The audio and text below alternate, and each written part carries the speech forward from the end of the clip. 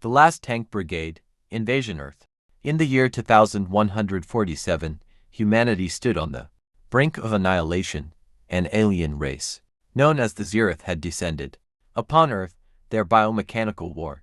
Machines tearing through cities and defenses like paper, nations fell one by one, and humanity's once proud armies were reduced to scattered bands of survivors. Amid this chaos, a lone group of warriors emerged, a ragtag crew, operating a fleet of outdated tanks. They called themselves the Last Tank Brigade, a name that became synonymous with defiance against an enemy of unimaginable power. They were humanity's final hope. Arrival. The Zeroth mothership loomed over Earth like a second moon, its shadow engulfing entire continents. Their forces were relentless, towering mechs armed with plasma cannons, swarms of insect-like drones, and bioengineered monstrosities. Humanity's most advanced weapons had failed to pierce their defenses. But the brigade was different. Operating from an old military bunker in the Rocky Mountains, they relied on creativity, resilience, and their ancient war machines' human ingenuity against alien perfection. The leader of the brigade was Captain Mira Voss, a battle-hardened soldier with a reputation for turning hopeless battles into victories. Her second-in-command, Sergeant Amir Khalid, was a brilliant tactician who had a knack for finding the enemy's weaknesses. Together, they led the 5 tanks of the brigade.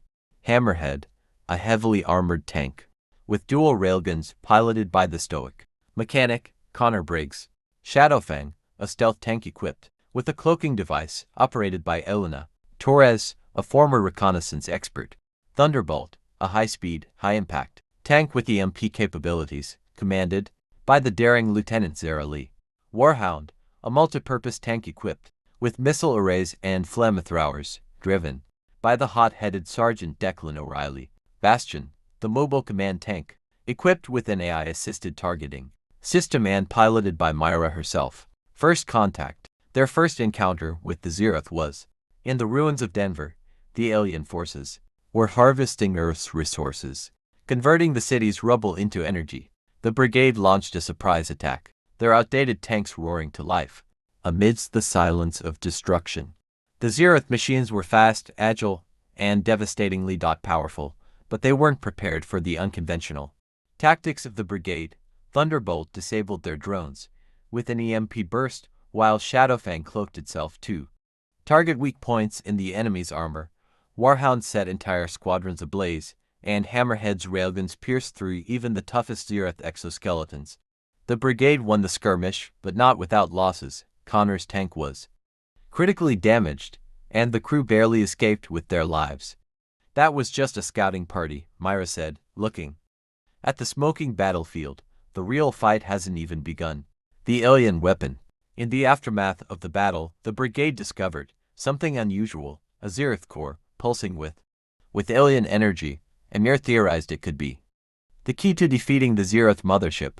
"If we can harness this," Amir said, "we might stand a chance. But we need to get it to a secure location for study." Their destination was an old research facility in the Nevada desert, but the journey was fraught with danger. Zeroth forces were tracking them, their drones swarming like locusts. The brigade fought tirelessly, their tanks becoming battered and scarred. At one point, they encountered a Zeroth warlord, a towering mech armed with devastating plasma cannons. It was faster and smarter than anything they'd faced before. In a desperate gambit, Zara and Thunderbolt sacrificed herself to disable the warlord, using her tank's EMP core to short-circuit its systems. The loss hit the brigade hard, but they pressed on. The final assault. At the Nevada facility, Amir devised a daring plan.